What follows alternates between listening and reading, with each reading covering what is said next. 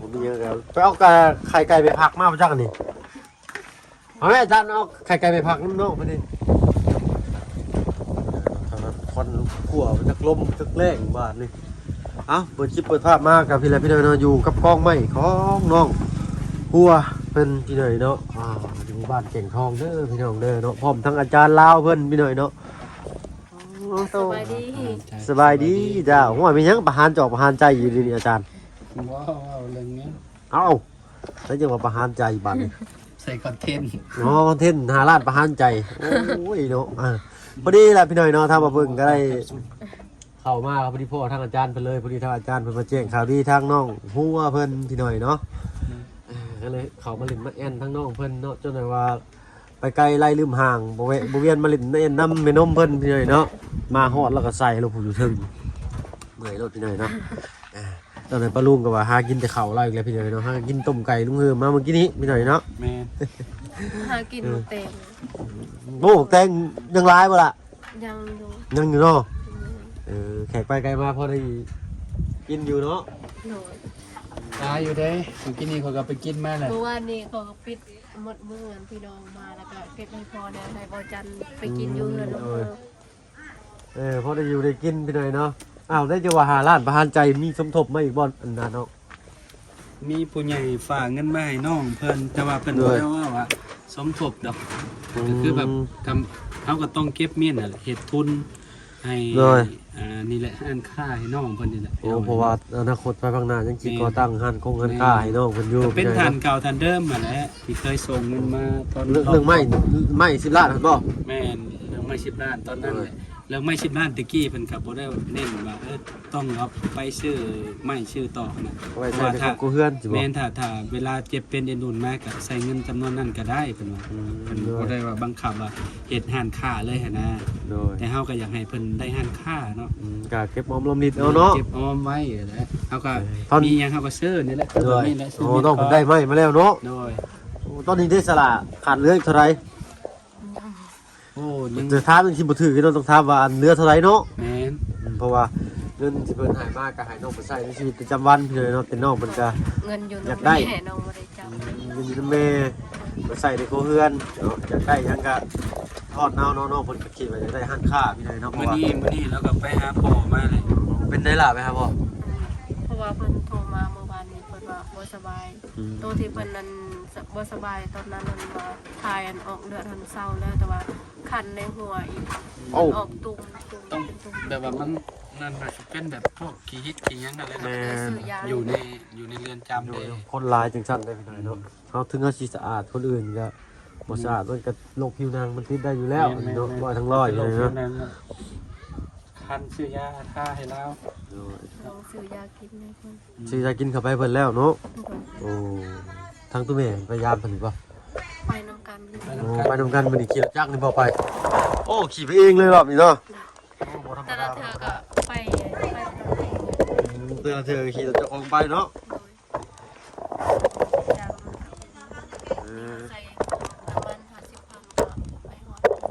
ใช้น้ำมัน50ก็ฮอดเลยเนาะดิใช่ก็หลานดิใช่ก็พอจะอยู่นะอยู่เก่งคันทางเวลาโอ้เก่งคันทางวีระเขาไม่ได้หู้ด้วยว่าเก่งคันอยู่ทางนี้กับทางเวนาบอนะเขาไปในหันเนาะเขาไปเลือกเติบได้บัดฟังเขากับบทเขาเลยครับบริบ้านเขาอยู่สวรรค์ในศาลจันทร์รักโคกเด้รักโคกเนาะเนื้อจำผมจะนั่งโมลมน้องคนจักเล็กจังหน่อยก่อนเด้อพี่น้องเด้อเนาะจ้าลูกครับ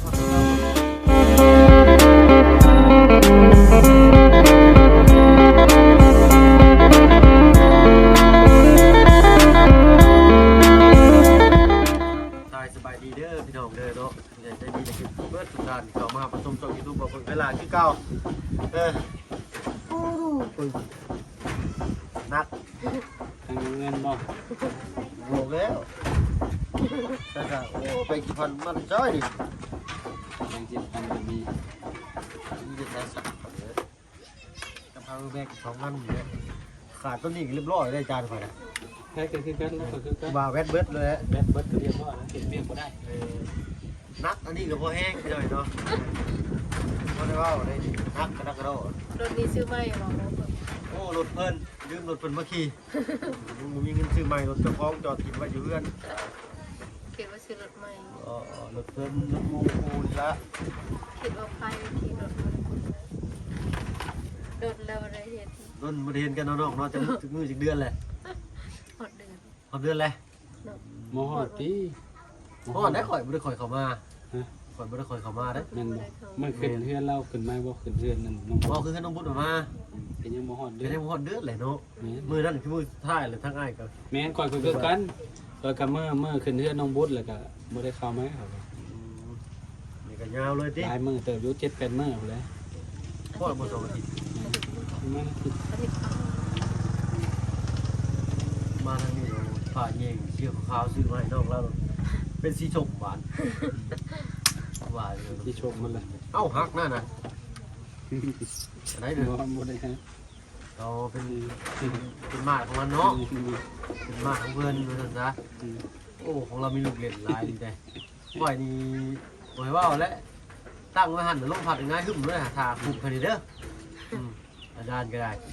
โอ้คักอยู่ชื่อเท่าใด อันนี้บ่หมู่มันชื่อมาเลยเพิ่นใช้บ่ถือก็เลย ให้ ปล่ เจ้า อยให้มือสองราคาเท่าไหร่คิดรายร่วมกับอะไรลดเลยมื้อนะฮะเท่าไหร่เลย100 200เห็นปะ 200 บาท 100 200หรือว่าแสน ประมาณเศษไปเศษเป็น แสนห้าประมาณนี้แหละแสนห้ากับ200บาทนี่ นี่ ปุ๊บโอ้บาทดีพวกพี่น้อยเนาะ คือเบิ่นมื้อมื้อนี้เนาะ น้องบุตรได้ซะน้อง อยู่ตรงนี้ เอ้าน้องบุตรอยู่เทิงบ่เอาลงมาเบิ่งดูลงมาเบิ่งหน้าหรือว่านี่เนาะ กินบ้านใหม่เป็นอะไร เป็น เนาะ บ้านใหม่เป็นอะไรพอสิได้ถอกได้ถามดิก็ว่าสิถามมาน้องบุตรเพิ่นมันเพื่อนนี่จ้ะเอ๊ะเด้ละมาแล้วมานั่งกินมานั่งพี่มานั่งกินสิถามดิว่านี่เนาะมาเอาตะกู้โนสบายดีจ้าเป็นไดจะเข้ามาอีกอยู่ใกล้แท้บ่ได้ยินเสียงนี่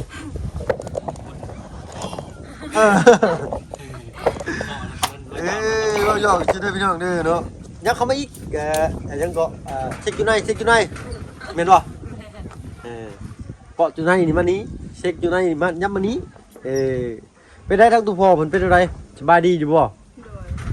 โดย ได้ขึ้นเรือนใหม่ใส่อย่างงามแล้วเรียบร้อยฟันดีฟันนั่นอยู่บ่ฟันดีฟันเด็ดอยู่บ่ ว่าสิเข้ามาหาน้องบุตรตั้งแต่ขึ้นบ้านใหม่ก็บ่ได้เข้ามา แม่น ไปได้ตาบ่เลยก็เบิ่นมาเลย เนาะขึ้นได้แล้วก็อยากได้เลขได้เบอร์นำแน่แล้วเนาะอาจารย์เนาะ ถ้าถึงครับก็จะได้ไปซอยครอบครัวอัน อื่นตีอีก ห ดิ ลายครอบครัวเด้ เลยฟันดีอยู่บ่ล่ะ นอนบ้านไปเป็นแบบนั้น บ่ดังเด้อบ่ดังเด้ออ้ายเปิดเสียงจะขึ้นแหละ เพื่อนไม่ขนาดว่าปันเห็นเมย์มาขออยู่น โอ้ฟันยินเมย์มาขออยู่นำ ำโดย เพิ่นคือสิดีอกดีใจนำเนาะอาจารย์เนาะ แบบคล้ายๆกับเพิ่นมาแสดงความดีใจนำ แม่น แม่นต่อเลยเป็นต่อเนาะ จักต่อเด้ ต่อเลย แล้วก็เห็นเด็กน้อย2 คน เหนื่อย ผู้หญิงเป่าอยู่ในประตูหัน เผาเจ้าอยู่ในประตู โดย ใส่เสื้อชี้ยัง สีขาว เนาะเจ้าที่เนาะเนาะเห็นบ่ สีเมียนแล้ว เจ้าที่ แต่ แล้ว มันบ่ได้ว่าอย่างที่บอกไปมีแต่นั่ง ยืนเบิ่งซื่อ แม่ก็คือกันบ่ แม่ แต่ว่ามาขออยู่นำซื่อ โดย มันใส่เจ้าที่เป็นท่วงเป็นทามได้พี่น้อยเนาะถ้าเป็นบ้านเฮาขึ้นเทือนใหม่ใส่ยางงามแล้วนี่ก็สิมีบ่อนศาลเจ้าที่ต่างหากเนาะอาจารย์เนาะบางคนก็เชิญขึ้นไปอยู่เทั้งเรือนเทั้งศาลเจ้าที่เจ้าทานปกปักรักษาเรือนศาลพี่น้อยเนาะเอาก็แล้วแต่ทางภาคเพิ่นเนาะทางเฮาก็บ่ได้ว่าแนวใดเนาะขึ้นแนวใดก็แนวนั้นเอาสิทางน้องเพิ่นเคยขึ้นมาเลยเนาะอาจารย์เนาะ โดย คือพอหากินมันคือเก่าปะล่ะ โดย เราได้ป้ายังช่วงนี่ ปลาลาดแล้วก็ปลาดุกแล้วก็ปลาคอ โอ้ยดู ได้ตลอดเนาะ เราหากินมันดีเลยอันตัวหอดพี่น้อยเนาะ เราเอาเรามานั่นนี่ ถ้าว่าแข่งค้าเพิ่นบ่เป็นจังซี่นี่โอ้ยสำสิคำสิคล้ายปลานี่พี่น้อยเนาะ จำสิคิดเนาะ แต่เก่าแล้วเราก็ไปหากินสิบ่ล่ะ โดยอาชีพ อาชีพเพิ่นคือหาปลาเนาะคือสิใส่ร้ายกว่านี้ใส่เบ็ดใส่ก้ามใส่มองใส่จันใส่ลันไปสิใส่แล้วเนาะอาจารย์เนาะเอาพี่น้อยเนาะครับ เห็นหันข้ามันกุ้ม โอ้ถ้าว่าเห็นท่านข้านี่ก็แม่นแล้วนี่เบิ่งพี่น้องควันในกล้องนี่บ่เห็นดอกพี่น้องเนาะควันในตาเปล่านี่โอ้ยควันกลุ่มเนาะทางอันมื้อนี้ทางเบาต่ำกับเบาสูงสิมาพี่น้องเอาขอโทษขออภัยพี่น้อยเนาะสิเว้าคืออันทางลุงไทยก็พาเว้าเบาต่ำมาถึงมาบุญสารวัตรเด้อเนาะเบายาวกับเบาประธานฟ้องพี่น้อยเนาะสิได้ขึ้นมามื้อนี้แต่ว่าทางเบาไล่น้ำเจ้าเพิ่นสิได้มาเวะทางน้องหัวเพิ่นบ่จักเนาะน้องเพิ่นหาก็ได้ไม้จักเท่าไรน้องราคาไม้ตัวนี้4 ล้านโอ้ยังบ่ได้ครึ่งเลยนี่ค่อยว่าตามเบิ่งนี่แต่ว่าใส่ไม้เลยนี่แต่ดุมสุดเทิงอยู่หม่อยแห่งนักปูนครึ่งนึงไม้ครึ่งนึงคือไอ้บ้าเลยหน่อยเนาะกอลินบล็อกขึ้นไปจากประมาณจากข้อนี้หรือว่าฮอดสะโพกนี้ แล้วก็เอาเป็นมาใช้ได้ ก็เป็นไวเซล่าอยู่เทิงบัดนี้เนาะยาวละครึ่งว่าซั่นซะมันก็สิโอเคกว่าเนาะยาวละครึ่งโอเคกว่าแม่น ครึ่งนึง คูณครึ่งนึงไม่ไวเซล่าครึ่งนึงถ้าว่ามันฮิตครึ่งขึ้นมาแล้วเฮาบ่มีเงินใช้ไวเซล่าเฮาก็พาแม่กระจาดติดเอาก็ได้ แม่ มันก็แก้คัดได้พี่เดยเนาะมันสูงเฮาเอาใส่แผ่นยิบซ้ำก็ได้ราคามันก็สิถูกกว่าไวเซล่านะค่าสร้างของน้ำเท่าไหร่ก็น้องให้ลืมเลย4 ล้าน 5พี่เดยเนาะห้องน้ำหลังนี้2 เมตรคูณ2 เมตร 50สีขาวเจิดจ้าเนาะงามหูงามตามีเพื่อนเพ้อถ้าว่าคนทำรักษาได้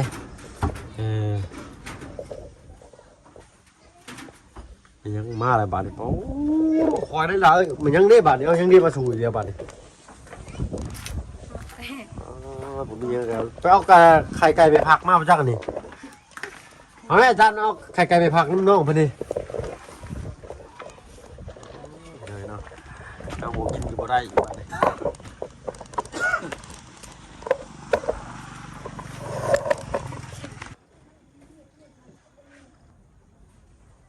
คิดเข่าบ่ไหว้แล้วตอนนี้ท้องมันอืดอยู่ แม่นเลยอาจารย์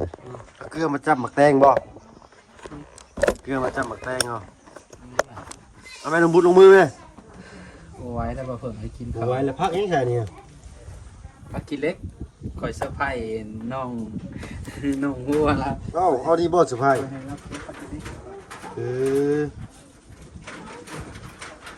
สะพายพักคิเล็กหาร้านพี่เลยเนาะโอ้ยมาสะพายใครดูว่าอาจารย์ เราถามน้องเป็นจักน้อยพี่เลยเนาะมาหอดโนปลาเขาเลยทีแรกโนกเขาเข้ามาได้คอยอยู่โอ้โหตุ๊กมาได้หมดเลยนี่อันนี้เพื่อนยังเชี่ยบ่มีดนี่ กระดู กระจูเด้อพี่น้องเด้อกระจูนี่คือจูนี่คือเมื่อบ่ ปลีแทงจะเดาอีก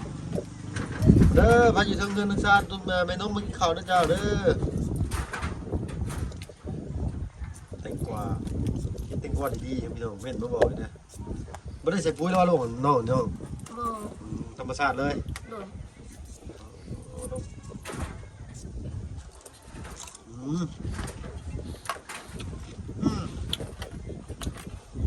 มาจ้อยเลยไปเลย มาเล่ามา แบบนี้น้องมันใจที่แบนนะนน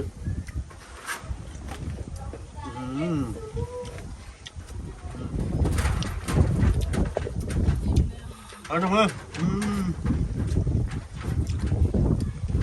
แดงหน่อยนะแต่แบบหวานดี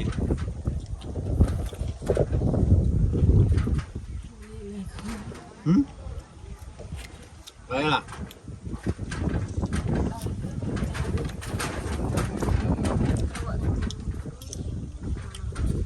อใหม่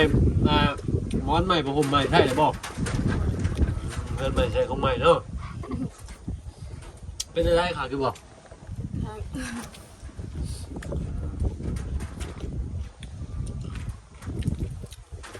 หมากยังบัดเอิญ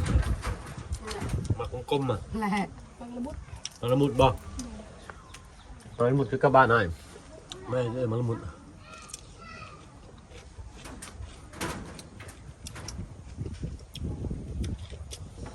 เขาเล่นเมย์แล้วเอาไข่ในข้างมาก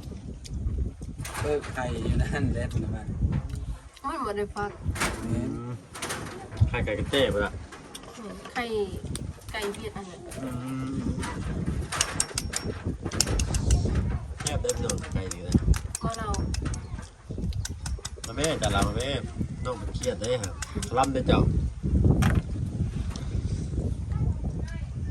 รับได้ลงบุญกินแม่ เราก็จะไปกินเนาะรับ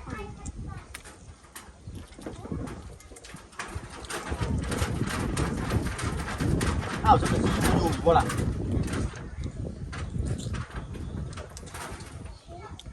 เมื่อไหร่สร้างประเทศไทยสร้างมันขึ้นโยมพี่น้องสร้างมันขึ้นบ่ได้เราให้ที่งานขึ้นเองหรือเปล่าดอกอ๋อ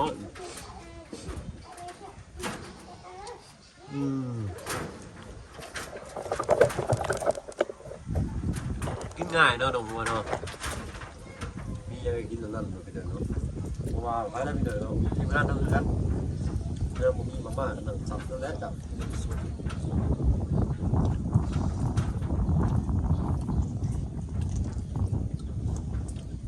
ชื่อไข่ดำงานข้ากระยันไข่ป้อมเที่ยวปัจจุบัน มีไข่ปลอม มีได้ไข่ป้อมมันแยกไข่ป้อมไข่แท้บอกเลย ไข่ปลอมมันเป็นแบบไร ก็ไข่แท้นี่แหละเป็นเนื้อเป็นลงเป็ดมุกในอะไรนะ พันห่ออันนั้นเขากินนั้นเป็นอะไร จังหวะน่าจะบอกเป็นยังมั้งเป็นก้าวขึ้นยิบจับนี่มั้งเห็นแต่ข่าวทางไหนกันเลยไข่ป้อมจะเป็นของแท้หรือว่าของป้อมลิไข่กับป้อมได้ทุกคนด้านนี้ก่อนเมื่อบ้านเจอเมียป้อมเพราะแห่งนี้ มีแท้เด้อ เอาน้องบอกเมื่อจะมีป้อมในอาจารย์ ปลอมตัวบ่ แมนสิปลอมตัว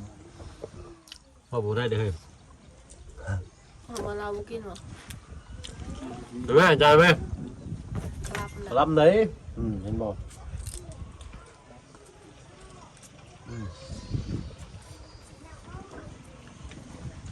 ทางอันบ่าวตูนกับบ่าวไล่ตองเพิ่นนี่ก็ทางบ่าวเงาเพิ่นบ่าวต่ำกับบ่าวสูงบ่าวบุญจรวันให้สายยาเรามาฮอดเพื่อนถ่าเลื่อนลุงเพิ่ม อย่าฮอดเลย แม่บ้านนั่นก็เป็นสายยากับบ้านลุงเพิ่มเลยพี่เดี๋ยวเนาะลงพวกไปบ่ ตอนนั้นกลับไปอนามัย อันนั้นมาบ้านกับเพิ่นเลยนะดีพี่หน่อยเนาะวันนี้เราก็เอาเสือไปให้เจ๊อารมณ์ดีสักให้ได้ปะเนี่ยไปทั้งห้ากันอยู่ก่อนต้นลำลาก่อนพี่เนาะให้น้องที่เขาที่น้ำกันอิ่มเลยนะตะเบิงอย่างนี้นี่เลยปะเอ้าเนาะเขาจะได้ห้านไว้เด้อเด้อ โดย เนาะไอ้พ่อนี่จะได้ห้านไว้เนาะจึงบ่ได้ไปเฮ็ดเวียกไกลทั้งจากตู้แม่เนาะตู้แม่อยู่คนเดียวพี่เนยเนาะก็บ่อยากไปป้านเลยเพิ่นไปใกล้นี่แหละเนาะเพิ่นก็อายุหลายแล้วพี่เนยเนาะแต่ว่าเพิ่นยังแข็งแรงกันแท้เลยแบกฟื้นนี่โอ้ยสูงกว่าเจ้าของกันยังแบกได้ค่อยลองไปยกจะล้างขึ้นบ่เคยยกเถื่อนะดากจำเบ้าคือรถแล้วงัวแบกได้บ่แม่จะแบกได้บ่ เป็นกำลังใจ บ่ได้ใช่มั้ยได้บ่ได้อยู่เนาะ เคยแปลก แล้วแม่เขากระสอบหนึ่งพุ่นพี่น้อยเนาะเอาคลิปแรกๆเขาไปเบิ่งเด้อพี่น้องเด้อเขาจะคู่ เอาน้องหัวได้มาแนวใดพี่น้อยเนาะสำหรับที่นี่ถ้ามาเพิ่งเลยน้องหัวเลยน้องบุษบาลตากรมขอตัวลำลาก่อนเด้อพี่น้องเด้อเนาะพร้อมทางอาจารย์ลาวนำไปแล้วพี่น้อยเนาะสบายดีจ้าไปอาจารย์ลาไปแล้วสบายดีเนาะอยู่ดีมีแฮงเบ่จุบทุกคนที่เข้ามาหาผู้ชมช่อง YouTube เพิ่งขึ้นหลายคือเก่าพี่น้อยเนาะเอาทางเอากับสิบุแลกับเต่าคืนเมื่อหาทางทีมงานเพิ่นอยู่เพื่อนลุงเฮิมพุ่นแหละพี่น้อยเนาะ3 คนเพิ่นมาเนาะทั้งเบาไล่เบาตูนเบายาวเพิ่นพี่น้อยเนาะไปละสบายดีจ้า